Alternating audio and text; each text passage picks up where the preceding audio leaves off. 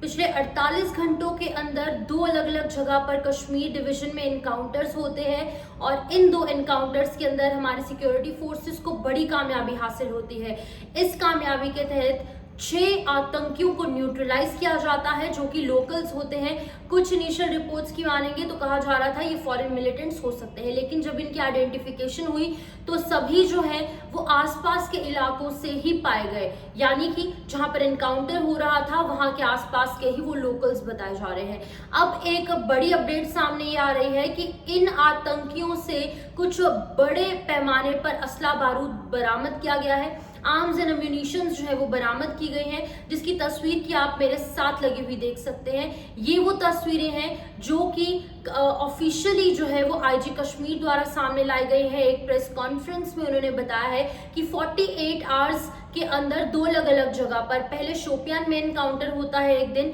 जिसमें कि हम 3 जो मिलिटेंट्स हैं उनको मार गिराने में सफलता हासिल करते हैं। उसके बाद एक और एनकाउंटर पुलवामा त्राल में होता है जहां पर 3 और आतंकियों को न्यूट्रलाइज कर दिया जाता है और ये तीनों जो है लोकल्स ही थे और जो 3 शोपियान में मारे गए थे वो भी लोकल्स थे। तो अब ये बात सामने आ रही है कि जम्मू कश्मीर के अंदर कोई बड़ी आतंकवादी गतिविधि को अंजाम देने की फिराक में ये तमाम लोग थे और इसी के साथ साथ डिस्ट्रिक्ट हेड ऑफ जैश ए मोहम्मद भी जो है इन दो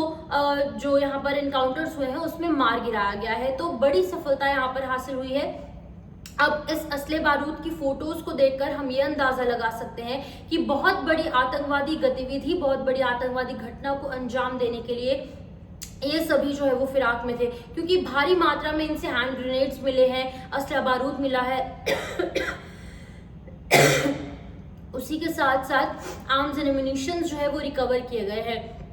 और मॉडर्न टेक्नोलॉजी के आर्म्स एंड एम्यूनिशंस इनसे रिकवर हुए हैं, जिसकी वजह से कि एक बड़ा अटैक कश्मीर डिवीजन में या फिर जम्मू डिवीजन में हो सकता था। चाहे सिविलियंस को टारगेट किया जाता या फिर मिलिट्री को टारगेट किया जाता, चाहे प्रवासी मजदूरों को टारगेट किया जाता या फिर किसी तरीके से किसी कम्युनिटी को टारगेट किया जाता, किसी भी तरीके से टारगेट किलिंग हो सकती थी या फिर एक बड़ा अटैक जो है वो क्राउडेड एरिया में भी हो सकता था,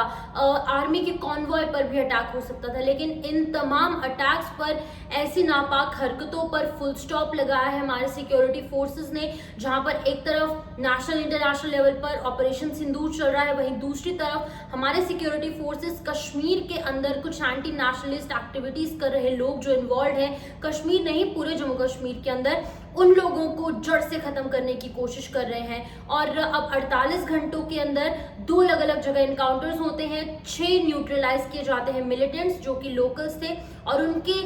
पास से भारी मात्रा में असला बारूद जो है वो बरामद किया जाता है, जिसकी तस्वीर आपने साथ देख रहे हैं। फिलहाल के लिए more power to security forces जरूर लिखें और जय हिंद कमेंट सेक्शन में जरूर लिखें।